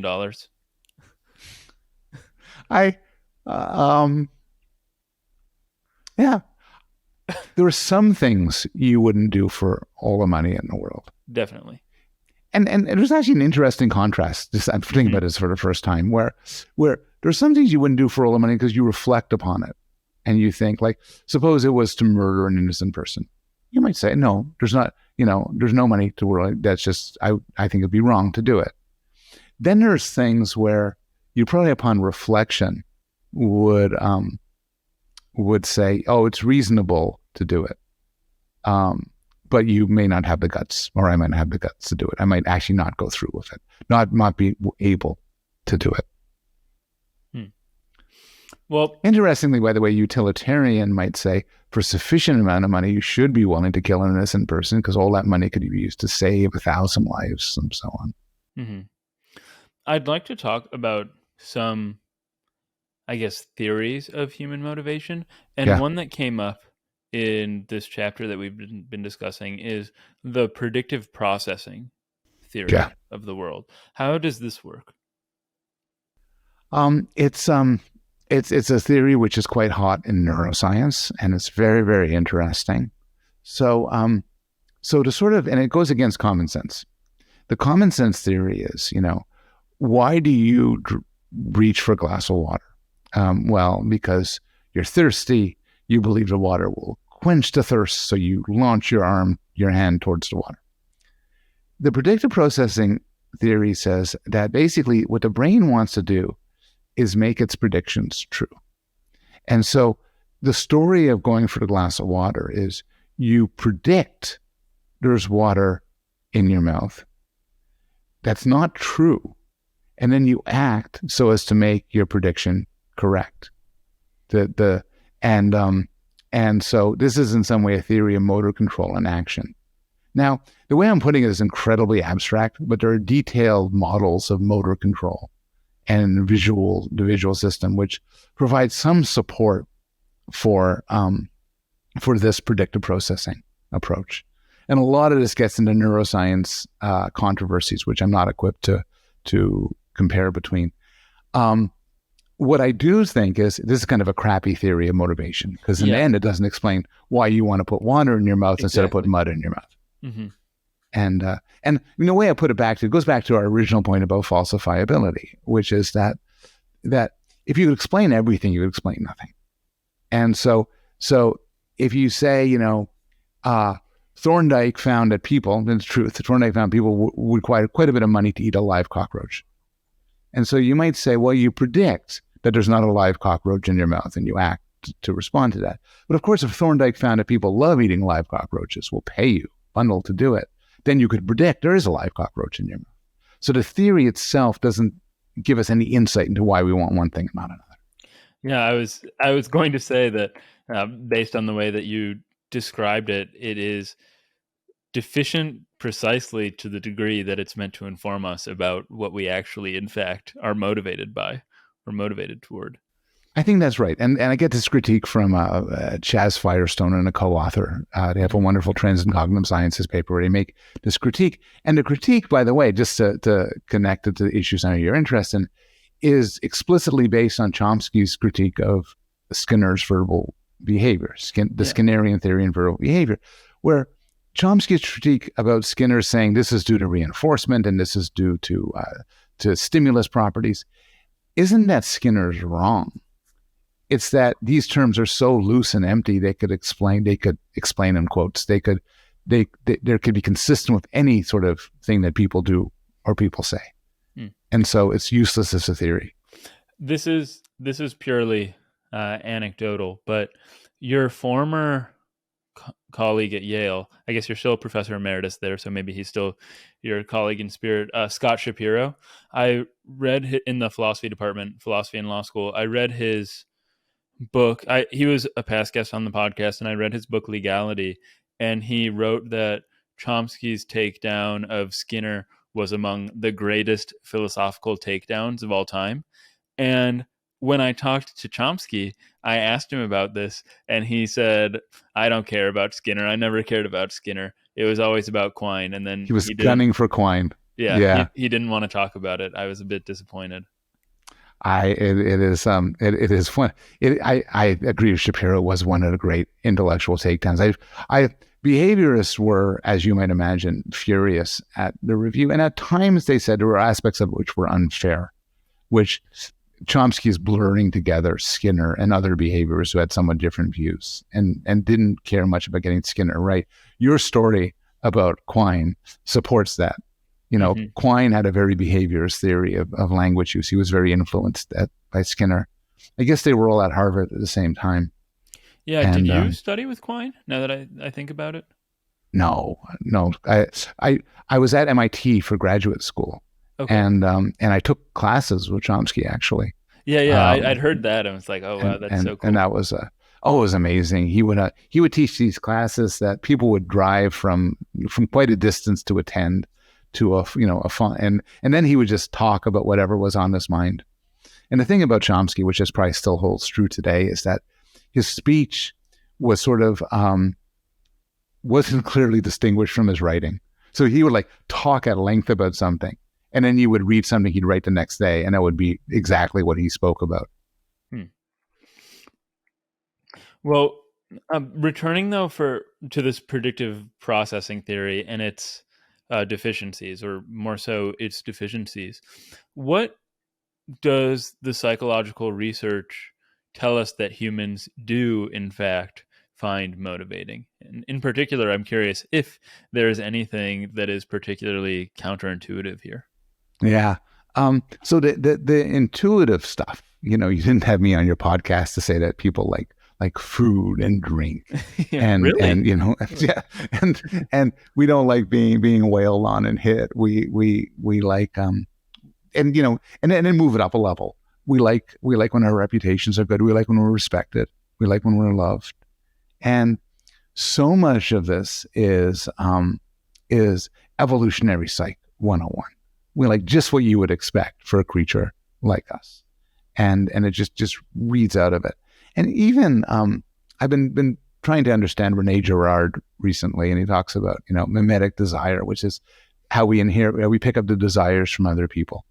But even that has an evolutionary flavor for a social animal, where it really matters that we're in sync with other people and that we're respected and we're loved. That's just the obvious, boring stuff.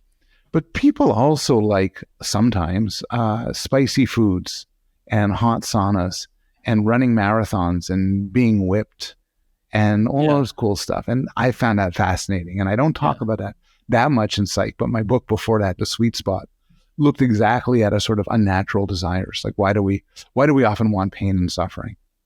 And I think that there's different stories behind it to some extent. Some of it is sort of a pleasure hack where we could expose ourselves to small amounts of pain to get greater amounts of pleasure later on.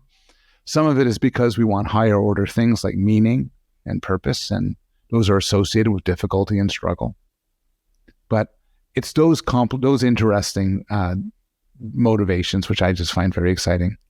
Yeah, and this raises for me another very interesting question.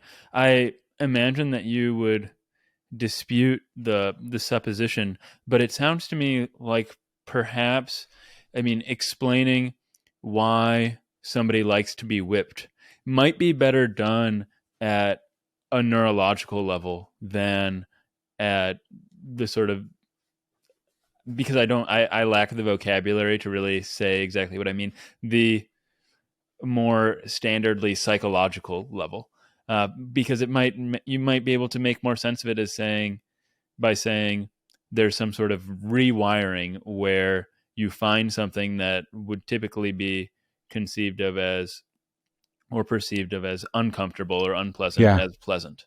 And maybe that might be a more satisfactory explanation than some other sort of story you would tell. It's possible.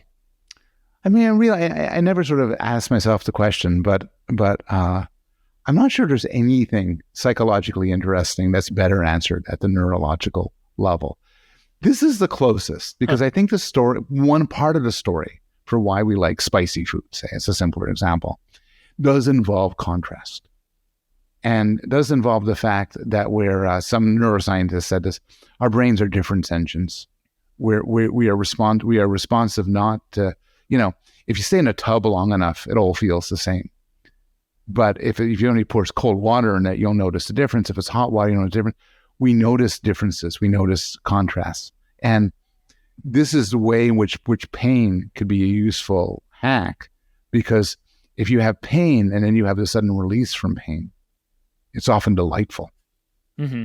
So there's something really good to eating really hot curry and then drinking some cool beer. That contrast is really nice. And to some extent, the reason why this works has to do with properties of our brains.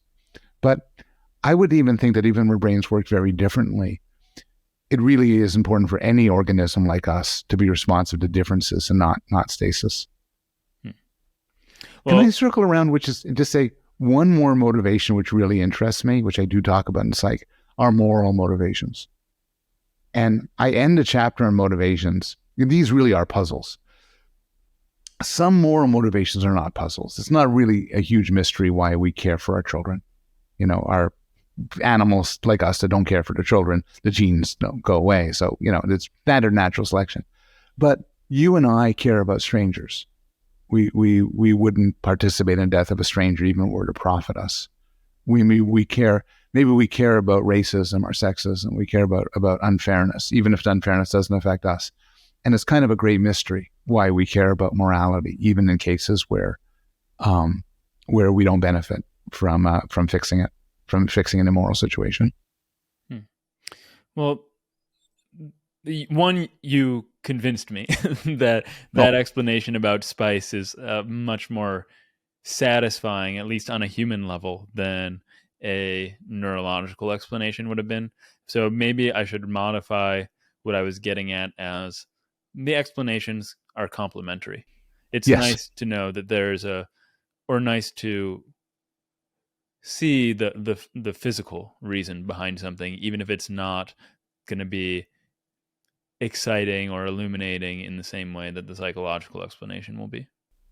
So I think there's a deep point here which is worth emphasizing, which is that I think a lot of the explanation we've been talking about, Freud, the effects of talk therapy, the workings of rationality, biases, and so on, are best explained at a higher level.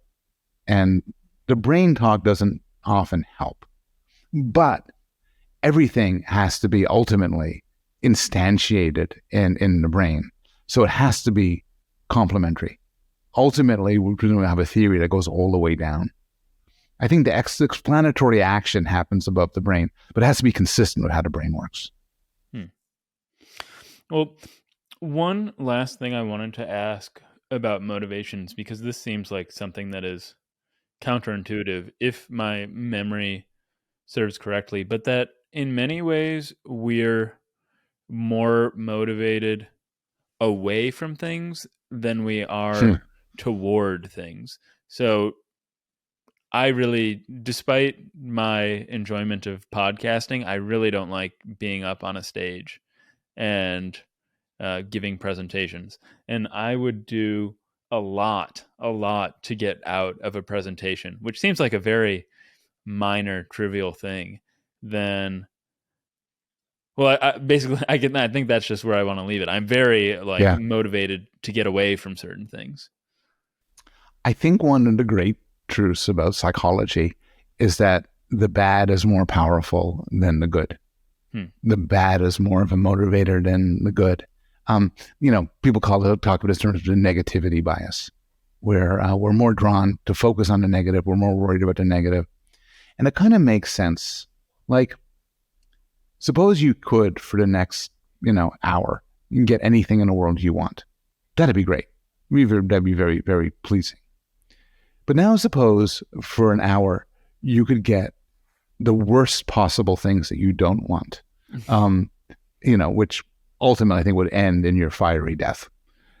That'd be really bad. In fact, that would be worse than the good hour would be good. All sorts of good things could happen, but okay, they're good things. But the bad things, which involve like the horrific death of you and everybody you love, are much worse. And so I think the motivation we have to avoid things is always going to be stronger than the motivation to get things. And so I think that sort of has a mark on our psychology. Something interesting that just came out there to me was this example that you just described of having everything I want or everything I don't want in an hour was extremely powerful. And what jumps out at me, though, is that this was a thought experiment. And I think of thought experiments as being the fodder of philosophy and not psychology. But you just gave me a very good and compelling thought experiment for psychology? The role of thought experiments in psychology is really interesting. Sometimes a thought experiment is just a thing. If you're interested in thoughts, like, so if I ask you if I'm interested in whether it's easier to imagine A or B, and I just ask you which is easier to imagine, then it's just an experiment having to do with thoughts. The thought experiment in a philosophical sense, of course, is in your imagination. You run an experiment that's thought to reflect on the real world, and philosophers have a lot of argument over the extent to which that works, its limits, its strengths, but psychologists do this too. So it's actually interesting that the Thorndike thing we're both talking about is a thought experiment, asking people to say, well, if somebody said, we'll give you money to cut off your ear, how much would you want? And you'd be a skeptic might say, why should we take so seriously how people answer in the abstract? And I think that's a fair criticism. I think in the end, Thorndike's work is interesting, but it's possible, going back even to Freud, that you're wrong. True story. I was a long time ago, I was at the Peabody Natural History Museum in New Haven with my young son, and we were watching a sort of exhibition on edible insects. This guy would cook up insects with oil and tell us stories about it. People eat insects and so on. And he would cook it up. And I remember this many, many years ago. He said, "Bug appetit," which is like, well, it was clever. It sort of stuck with me. Mm-hmm. And then he put them in little cups, little cricket, and then some like spices and something. He said, "Who wants some?" And I immediately get up because I thought it smelled good actually. And I went up to, and then I get there and I'm like, no, I can't do it. I ran a thought experiment in my seat. I will eat a cricket. If you asked me, I would say, I will eat a cricket for free. Would be great. Mm-hmm. And then I got there and I was wrong. So sometimes we could be wrong. Yeah.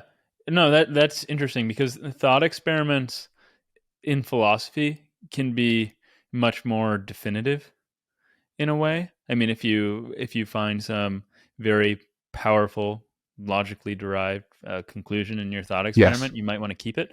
But in psychology, I mean, nothing's going to pass muster unless it's been tested. Yes. But again, psychologists do this presumably knowingly, where they do an experiment, they do a testable experiment on something, but they're basically asking their subjects to do a thought experiment, and they're trying to draw conclusions, not on the intuition. So Thorndike wasn't really interested in what people would imagine, but on the thing that the experiment applies to. So the last thing, I mean, this has been terrific, but the last thing that I wanted to ask you about, because I just saw, I think a couple of days ago, that your teacher, Suzanne Carey, who supervised your thesis at Harvard, just officially retired. And I know that she's an absolute legend in psychology. I mean, so many psychologists whose pages I look at list her as their advisor. Yeah. And I'm sure talking about her work at length would, I mean, totally take weeks or months. But I'd love to hear just a bit about a couple of the impacts she's had on the field and what working with her was like before we finish. Yeah, Susan is extraordinary. She's one of the, as you put it, one of the great advisors in developmental psychology and in cognitive science more generally, and absolutely brilliant, incredibly rich body of knowledge, and very cool to work with, very supportive. I worked with her quite a while ago, just when she was sort of, before she kind of reached her developing level of fame, but she was always brilliant. And she's worked on so many things, but what she's best known for, I think, is her theory of conceptual change, her theory of what the difference is between the mind of a 2-year-old and the mind of a 5-year-old and the mind of a 10-year-old and the mind of an adult. And her argument, to put it sort of in the most general way possible, was very influenced by her MIT colleague, Thomas Kuhn. So Kuhn talked about, in his book, The Structure of Scientific Revolutions, talked about, scientists of the Newtonian era and of Einstein's era, not like one discovering more than the other or refuting the other, but of seeing the world in dramatically different ways, paradigms, they were called. And Susan saw conceptual change in children as akin to paradigm shifts in scientists, and this ended up making some very interesting claims about conceptual structure. I think her belief that it was sort of a holistic theory of concepts, where concepts got their meaning through connections with other concepts. And this put her at odds. You talked before about relating between philosophy and psychology. She was deeply put her at odds with Jerry Fodor. Not somebody you want to be at odds with. No, not somebody. And I watched the debate between the two of them, and it was something. It was put her and this work, I think, is the most theoretically developed, most really deeply interesting work. And I think largely it's right. I think just to take away the fancy stuff, often young kids are just, you could understand what's going on in the minds of young kids. They just have different theories of the world than I do. They're kind of weird theories sometimes. But it's not like Piaget said, where they are sort of stupider adults. And it's not like the empiricists say that they just have less knowledge. It's not like the nativists say, where all the knowledge is inborn and just needs to be triggered. It's rather sort of a very different way of looking at things. Well, Paul, this has been, I'll schedule interviews where I will ask beforehand, can we do sort of an introductory episode to set theory or Mariology or something? And that's not what we discussed at all. We said we would discuss this book, but this has been a tremendous introduction to a fragment of human psychology. And I'm so thankful for your generosity and taking the time to talk with me about it. Well, it's mutual. This was a huge amount of fun. Have me back. Hold on, Geeslings. Before you go, please like, subscribe, follow if you haven't already. Smash all those buttons. And also, if you haven't followed me on Twitter at Robinson Earhart, or if you're not joining me every morning as I eat my pint of ice cream on Twitch at Robinson Earhart on Robinson Eats, please do so.